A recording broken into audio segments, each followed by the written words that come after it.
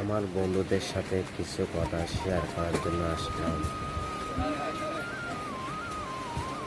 8 তারিখ, 9 তারিখ, আজকে 10 তারিখ, 3 দিনের মধ্যে যেই অনলাইন প্ল্যাটফর্ম তুলপাড় চলতেছে চট্টগ্রামে প্রধানমন্ত্রী আসা নিয়ে,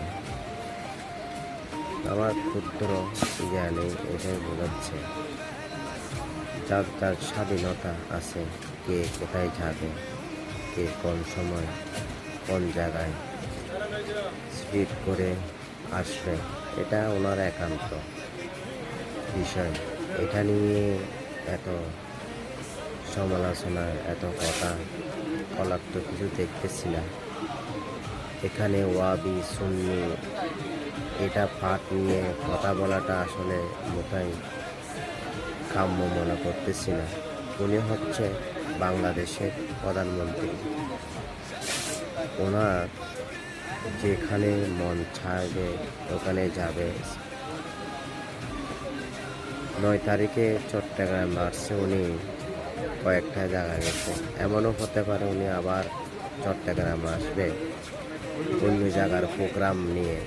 একদিনে তো সব জায়গায় যাওয়া যায় না, সবরটা হয় না, এটা সিস্টেমে আসতে হয়। তো এটা নিয়ে আসলে এত কথা, এত ঝগড়া, সবাই দ্বন্দ্ব বিরাট করতেছে। আমি মনে করি এটা না করাটাই ভালো, কেননা উনি তো সবার প্রধানমন্ত্রী বাংলাদেশে, এখন অভিভাবক, সবার প্রধানমন্ত্রী, সবার বলার অধিকার আছে। কিন্তু ওনারও কোন জায়গায় যাবে অথবা না যাবে উনি ঠিক করবে, এটা ওনার একান্ত বিষয়। এটা নিয়ে আসলে আমরা সাধারণ পাবলিক হয়ে এত তুলপার করে কথা বলাটা আসলে মোটেই কাম্য না আমার দৃষ্টিতে। যদি আমার কথাতে ভুল হয়ে থাকে আমার দৃষ্টিতে দেখবেন।